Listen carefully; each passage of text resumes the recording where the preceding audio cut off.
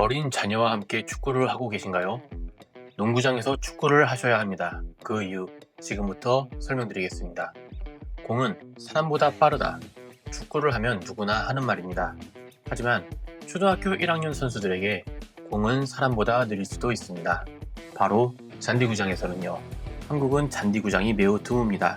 하지만 제가 있는 캐나다에서는 인조잔디나 마룻바닥 축구장은 돈 내고 예약을 해야 할 정도로 드물지만 잔디구장은 넘쳐납니다. 하지만 저는 훈련할 때 마룻바닥을 1순위로 놓고 인조잔디가 2순위입니다. 그리고 잔디구장은 최대한 가지를 않습니다. 한국은 인조잔디가 대부분입니다. 하지만 마룻바닥 풋살 경기장에서 초등학교 저학년 훈련을 하는 곳은 찾아보기 힘들더라고요. 각 경기장마다 장단점이 있지만 마룻바닥에서도 반드시 훈련을 해야 합니다. 그 첫 번째 이유는 반응 속도입니다. 우리는 초등학교 저학년 때 피지컬 운동을 안 해도 된다고 합니다. 하지만 이 말은 틀렸습니다.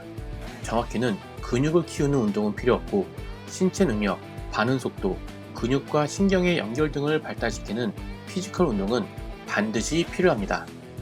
축구 피지컬 운동을 할 때 민첩성과 달리기 자세를 포함시키기는 하지만 반응 속도를 포함시키지 않는 경우가 많습니다. 그런데 이 반응 속도는 축구에서 매우 중요한 부분을 차지합니다. 축구에서 민첩성, 순발력이 중요하다는 건 모두가 알고 있습니다. 그런데 이 민첩성, 순발력의 첫 시작은 반응 속도입니다. 반응을 늦게 해버리면 첫 발을 내딛기도 전에 이미 뒤쳐져 있습니다. 남자아이의 6세에서 8세 사이는 이 반응 속도가 폭발적으로 늘어나는 시기입니다. 이 시기에 반응 속도를 중요시 여기지 않는 이유는 8세에서 12세, 즉 초등학교, 중, 고등학교 때 선택적 반응 속도가 폭발적으로 늘어나는 시기이기 때문입니다. 그래서 그 전까지는 반응 속도를 높일 필요가 없다고 생각하는 오해 때문에 그렇습니다. 하지만 6세에서 8세는 선택적 반응 속도가 아니라 그냥 단순 반응 속도가 폭발적으로 느는 시기입니다. 무언가 자극을 줬을 때 거기에 반응하는 우리의 몸이 이 시기에 만들어지는 겁니다. 한마디로 운동신경 자체가 좋은 아이가 만들어지는 시기입니다. 마룻바닥에서는 공이 매우 빠르게 움직입니다. 인조잔디도 공이 빠르게 움직이기는 하지만 마룻바닥에서 아이들이 축구하는 모습을 보셨나요?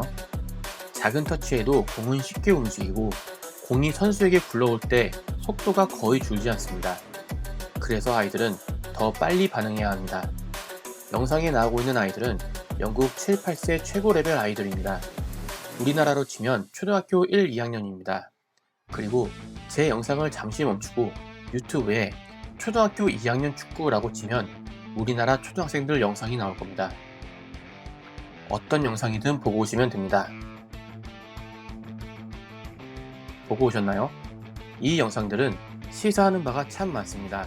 우리나라 어린이들이 잘하는 부분도 있고 영국 아이들이 잘하는 부분도 있습니다.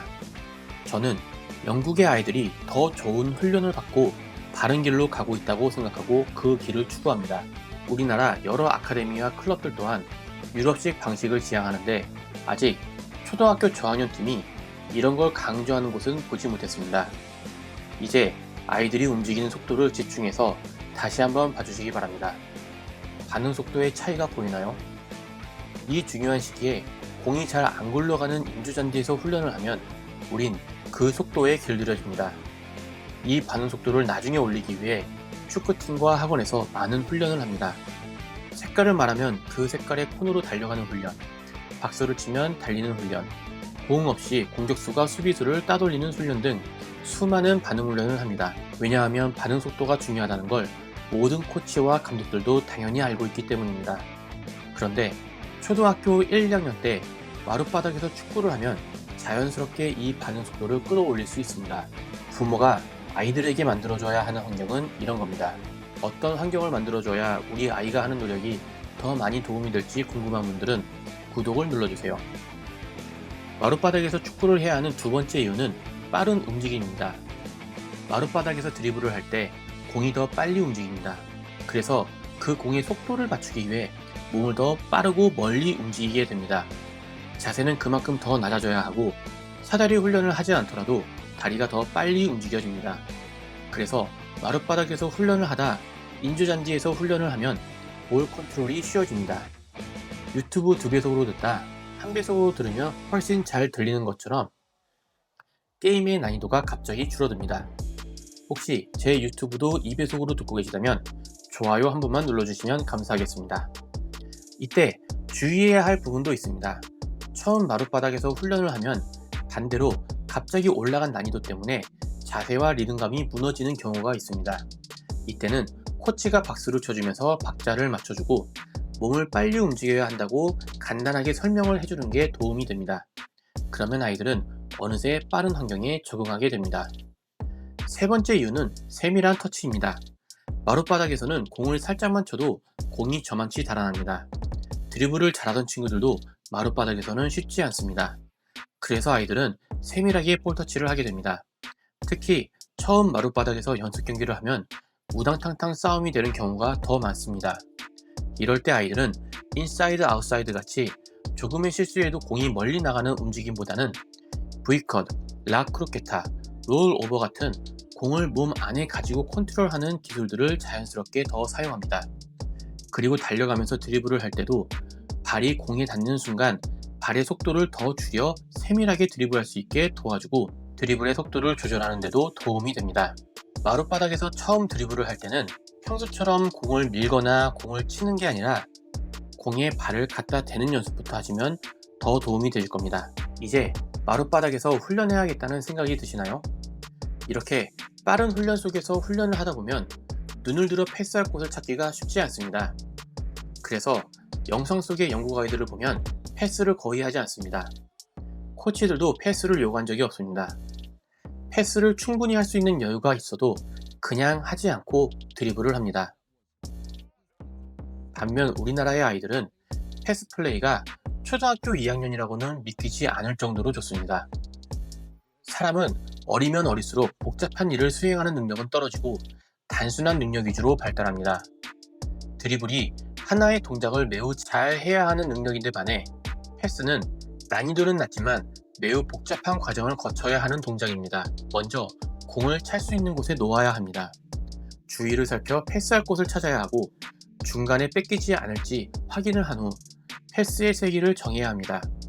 그리고 패스를 받기 위해서는 빈 공간으로 찾아가 자기 몸의 포지션을 열어놓고 패스 받기 전 주위를 확인도 해야 합니다. 저는 이건 초등학교 1학년이 중학생 문제를 푸는 선행학습이라고 생각합니다. 다른 대륙의 아이들에 비해 한국 아이들이 이런 능력이 뛰어난 것 같기는 합니다. 하지만 이건 가도 너무 멀리 갔습니다. 지난 영상에서도 언급했지만 모든 나이에는 반드시 배워야 하는 골든 에이지가 있습니다. 걷기를 해야 할 때 자전거를 태우거나 달리기를 해야 할 때 배드민턴을 치거나 덧셈 뺄셈을 해야 할 때 구구단을 외우게 하면 잠깐 동안은 자전거 신동, 배드민턴 신동, 수학 신동을 만들 수 있습니다. 하지만 결국 학습 곡선이 완만해지면서 다 따라잡힙니다. 나이가 들면 공간 인지 능력, 패스 능력, 경기 운영 능력은 충분히 늘어납니다. 그런데 초등학교 저학년 때 만들어진 저 반응 속도를 나이가 들어 따라갈 수 있을까요? 잘 생각해 보셔야 합니다. 하지만 또 마룻바닥에서만 훈련하는 걸 추천하지는 않습니다. 여러 가지 환경에서 훈련하는 게 성장에 더 도움이 됩니다. 마룻바닥에서만 훈련하고 연습 경기를 하면 아이들은 마룻바닥에만 적응합니다. 그래서 풋살 움직임이 자연스럽게 더 몸에 익혀지고 순간적으로 치고 달리는 움직임은 줄어듭니다. 그리고 우리 몸은 여러 환경에 노출되었을 때 전체적인 반응 속도와 적응력, 판단력이 올라갑니다. 그래서 내 아이가 이미 팀에서 최고의 선수 중 한 명이라면 마룻바닥, 카펫형 인조잔디, 잔디형 인조잔디, 흙바닥, 천연잔디, 모래사장 등 최대한 여러 환경에서 훈련하는 걸 추천드립니다. 이렇게 하면 지금 당장 눈에 보이는 성과는 상대적으로 적게 보입니다. 하지만 아이는 여러 환경에서 하는 볼터치를 본능적으로 자신의 몸에 쌓아가고 있는 겁니다. 그런데 내 아이가 아직 팀에서 두각을 나타내지 않고 있다면 마룻바닥 혹은 카펫형 인조잔디에서 훈련하는 걸 추천드립니다. 그렇다면 어떤 훈련을 하면 좋을까요? 그건 아이의 특성, 지금 잘하고 있는 능력, 팀 내에서의 위치에 따라 매우 다릅니다. 그래서 다음 영상들에서 하나하나 다루겠습니다. 구독해주시면 영상이 올라오자마자 바로 볼 수 있는 거 아시죠? 좋아요를 눌러주시면 제가 영상을 더 빨리 만들고 싶어지는 원동력이 됩니다.